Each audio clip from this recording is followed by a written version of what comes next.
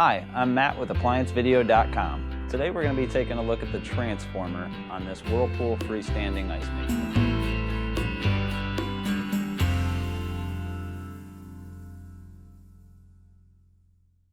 Stop.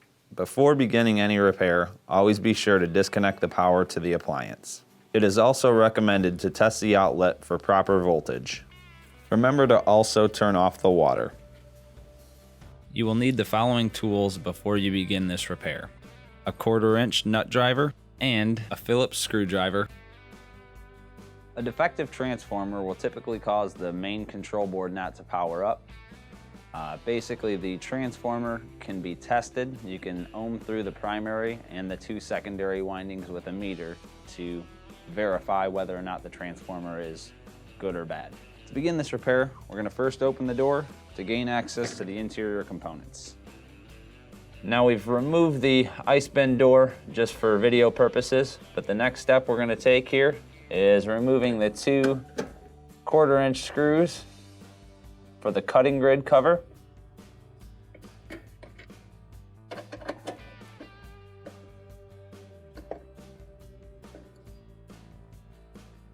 And then you can just go ahead and grab the cover and pull it off. To remove the cutting grid, we're going to first disconnect the Molex connector here. And then we're going to remove the 2 1/4-inch screws that are holding the bracket in place.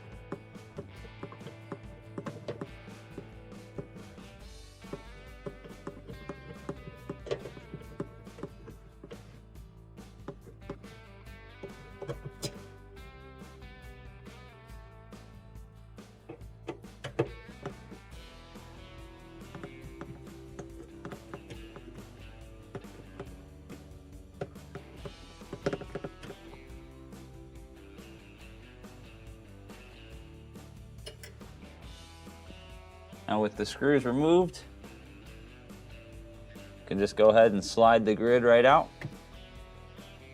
Just want to be careful that you're not going to catch on your bin thermostat wiring that's on the side of the cabinet here. Once your cutting grid is removed, you can now drop down the control panel assembly. First thing we're going to do is disconnect our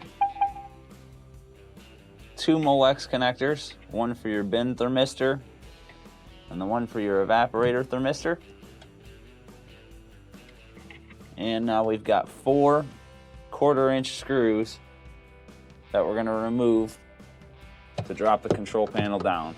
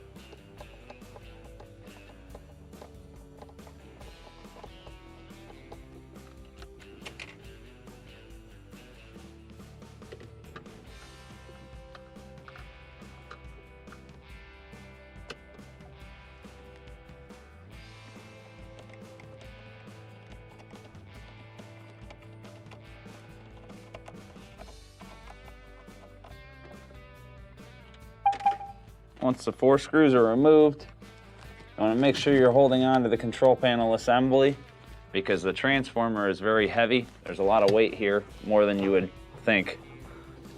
And you can kind of just roll this down.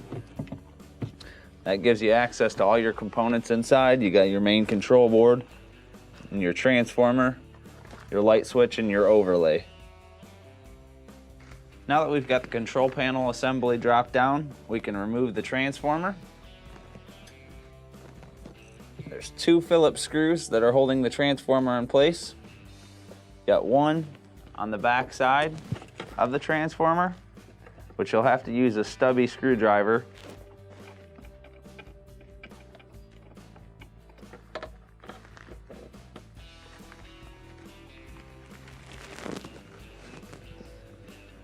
And you've got another Phillips screw on the front side.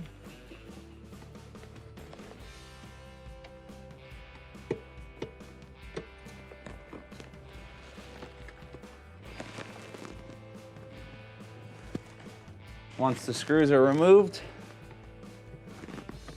you can lift up on the transformer.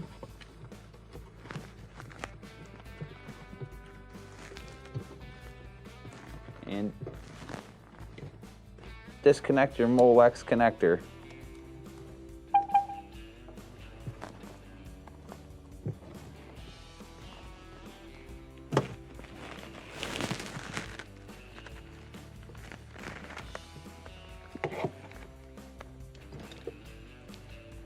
Remove the ground wire,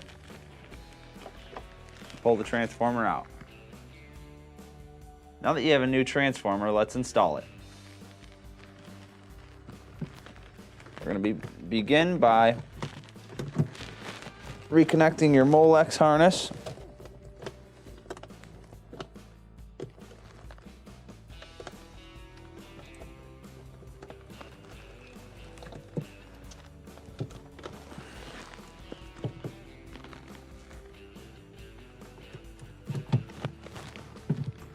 And reattaching your ground wire.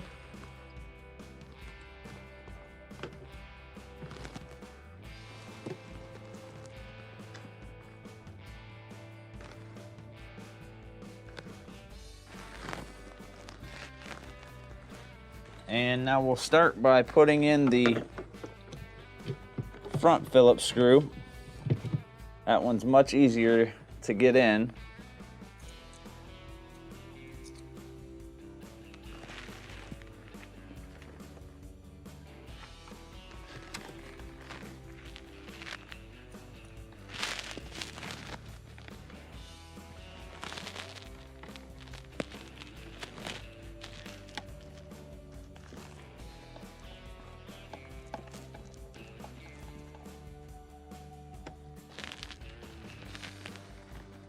Okay, now at this point, you can try to go over the top side and feel to get the screw in, or you can actually rotate the console down like this, and then come in with a stubby Phillips magnetic bit.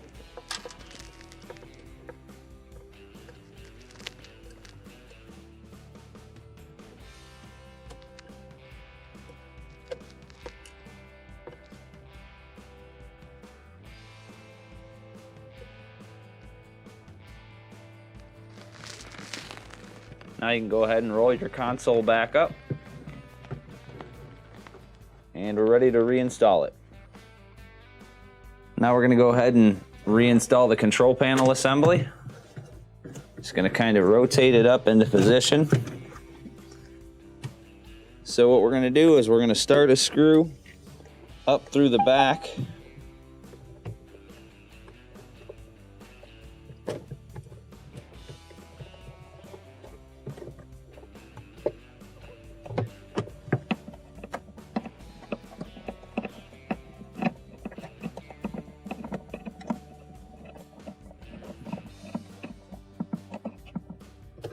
Once you have that one in, I'm going to go to your front corner here.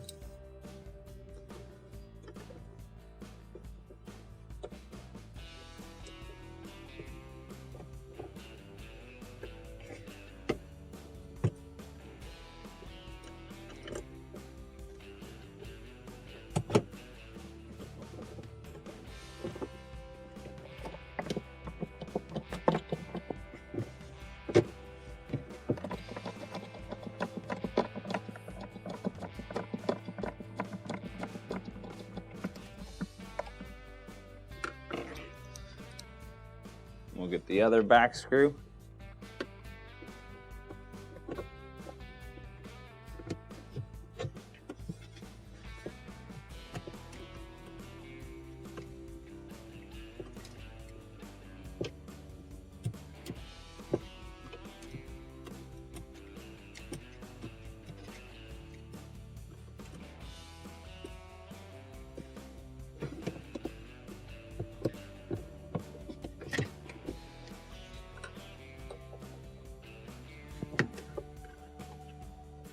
Go ahead and install your final screw.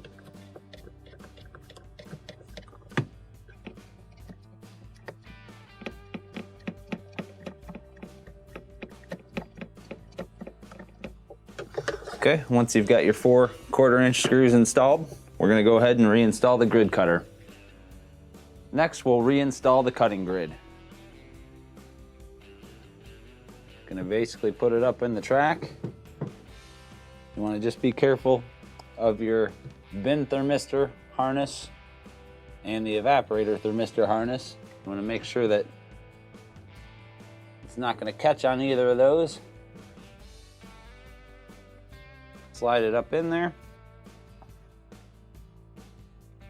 And we can go ahead and install the connector. And we're going to go ahead and put our 2 1/4-inch screws in on each side.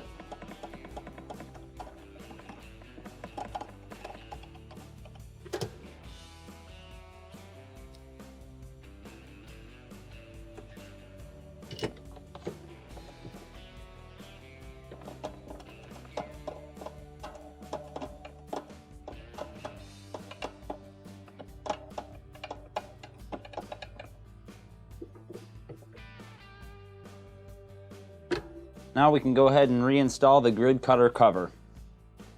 Now we can go ahead and reinstall our cutting grid cover. Just want to make sure that your wire here doesn't get pinched.